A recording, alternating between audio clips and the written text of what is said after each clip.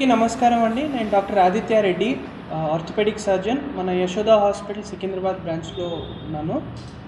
నా స్పెషాలిటీ మెయిన్గా trauma care, అంటే ఫ్రాక్చర్ సర్జరీస్ మరియు కీళ్ళ మార్పిడి, మోకాలు, తొంటి, భుజం, మళ్ళీ మోచేయి ఇలాంటివి. పైగా రోబోటిక్ రీప్లేస్మెంట్ సర్జరీస్ చేస్తాము. అండ్ ఆర్థ్రోస్కోపిక్ సర్జరీస్ అంటే కీ హోల్ సర్జరీస్, ఈ స్పోర్ట్స్ ఇంజరీస్ సంబంధించిన సర్జరీస్ కూడా చేస్తాను.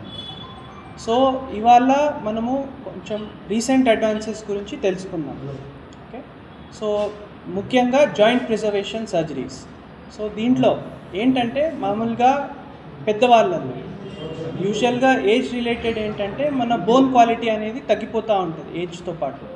సో అట్లాంటి పరిస్థితుల్లో ఏంటంటే ట్రివియల్ ట్రామాస్, అంటే జస్ట్ మామూలుగా స్లిప్ అవ్వడం కానీ లేదా కూర్చున్నట్టు పడిపోవడం కానీ ఇలాంటి దీంట్లో కూడా ఏంటంటే తొంటిలో మెయిన్గా మనము ఫ్రాక్చర్స్ చూస్తుంటాం. ఇలాంటి చిన్న ట్రామాలో కూడా ఇలాంటి ఫ్రాక్చర్స్ చూస్తుంటాం. సో ఇలాంటి ఫ్రాక్చర్స్ ఫిక్సేషన్లో ఏంటంటే ప్రాబ్లము, బికాజ్ మనము బాగా మెత్తగా ఉంటాయి కాబట్టి బోన్స్, మనం యూజువల్గా రాడ్ అంటే నెయిల్స్ అని అంటాము, రాడ్ స్క్రూస్ వేసినప్పుడు ఏంటంటే మనకి అడిక్వేట్గా ఫిక్సేషన్ రాకపోవడం వల్ల ఏంటంటే ఇవి ఫెయిల్ అవుతుంటాయి.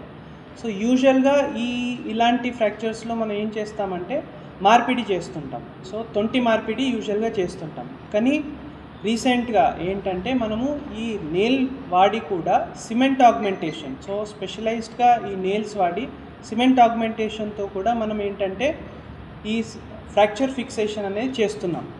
సో దీంట్లో మనకు అడ్వాంటేజ్ ఏంటంటే మామూలుగా మార్పిడి చేయాలంటే ఏంటంటే రిస్క్ అనేది కొంచెం ఎక్కువ ఉంటుంది. ఇది పెద్దవాళ్ళల్లో ఫ్రాక్చర్స్ అయ్యేవి కాబట్టి వయసు వల్ల ప్లస్ పేషెంట్ ఫ్యాక్టర్స్ వల్ల కూడా ఏంటంటే ఆల్రెడీ కొంచెం రిస్క్ ఉంటుంది.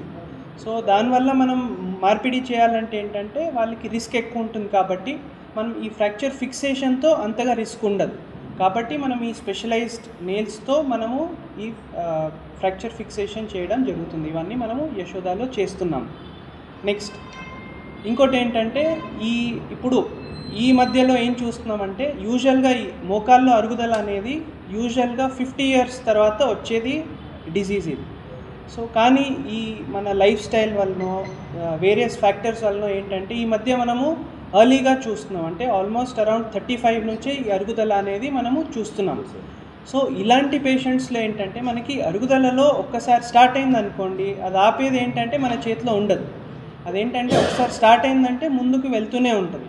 మనం చేయగలిగింది ఏంటంటే మనము కొన్ని చర్యలు తీసుకొని ఫిజియోథెరపీ చేసుకొని ఏంటంటే మనం దాన్ని ప్రోగ్రెషన్ అనేది కొంచెం స్లోగా చేసుకోవచ్చు అంతే. సో ఇలాంటి కేసెస్లో ఏంటంటే మనము ఇప్పుడు ఎర్లీగా స్టార్ట్ అయింది కాబట్టి మనం మోకాలు మార్పిడి గురించి మనం ఆలోచించలేము, ఎందుకంటే దానికి కూడా లైఫ్ ఉంటుంది. అండ్ ఆ చిన్న ఏజ్లో మోకాలు మార్పిడి అనేది ఇండికేషన్ కాదు. సో ఇలాంటి పరిస్థితుల్లో ఏంటంటే పెయిన్ ఎక్కువగా ఉన్నప్పుడు మనము యూజువల్గా యంగ్ పేషెంట్స్లో ఫిజియోథెరపీ అనేది చేస్తాం, అంటే ఎక్సర్సైజెస్ కానీ ఫిజియోథెరపీలో వేరే రకరకాల మొడాలిటీస్ ఉంటాయి, అవి చేపిస్తాం. కానీ వీళ్ళకున్న నొప్పి వల్ల ఏంటంటే వాళ్ళు ఫిజియోథెరపీ అడిక్వేట్గా చేయలేరు. సో ఏంటంటే అది అలా ప్రోగ్రెస్ అవుతూ ఉంటుంది. సో మనకి రీసెంట్గా ఏంటంటే మన యశోదాలో మనము రేడియో ఫ్రీక్వెన్సీ అబ్లేషన్ అనేది ఒక మొడాలిటీ ఉంది ఇప్పుడు.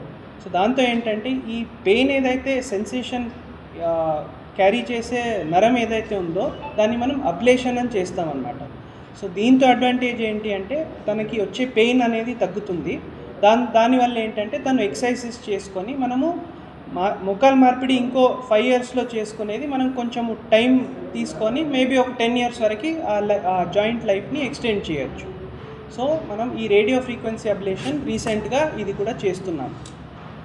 నెక్స్ట్ కొన్ని ఇప్పుడు సేమ్ అలాగే యంగ్ పేషెంట్స్లో ఏమవుతుందంటే అలైన్మెంట్ కొంచెము అటు ఇటు అయిపోయి మోకాల్లో అలైన్మెంట్ వల్ల ఏంటంటే ఈ అరుగుదల అనేది కొంచెం తొందరగా వస్తుంది. దానికి వేరే రకరకాల రీజన్స్ ఉండొచ్చు, అంటే ఫ్రాక్చర్స్ కానివ్వండి, లేదంటే జెనెటిక్స్ అంటే మన పెద్దవాళ్ళ నుంచి వచ్చేది కానివ్వండి, లేదంటే మన లైఫ్ స్టైల్ వల్ల కానివ్వండి, ఈ అరుగుదల అనేది సేమ్ అంటే యంగ్ పేషెంట్స్లో స్టార్ట్ అవ్వడంతో అలైన్మెంట్ పోయి మనము అరుగుదల అనేది చాలా ముందుగా చూస్తున్నాం.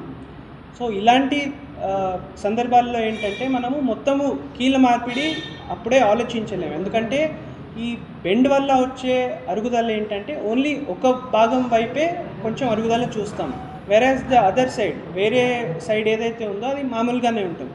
సో ఇలాంటి పేషెంట్స్లో మనము మార్పిడి గురించి ఆలోచించలేము. మనకి అట్లీస్ట్ ఒక 5 to 10 years ప్రోగ్రెస్ అయిన తర్వాతే మనము పూర్తి మార్పిడి గురించి ఆలోచించవచ్చు. సో ఇలాంటి పేషెంట్స్లో ఏంటంటే మనము అలైన్మెంట్ కరెక్షన్ సర్జరీస్ అని చేస్తున్నాం. అంటే ఏదైతే బెండ్ ఉందో దాన్ని మనము కరెక్షన్ అంటే అలైన్మెంట్ స్ట్రేట్గా చేసి మనము ఆ జాయింట్ ఏదైతే దగ్గరకు వస్తుందో అది కొంచెం ఓపెన్ అప్ చేయడానికి ఇది చేస్తున్నాం. సో ఇది కూడా మనము యశోదాలో ఇలాంటి సర్జరీస్ చేస్తున్నాం. ఇంకోటి లాస్ట్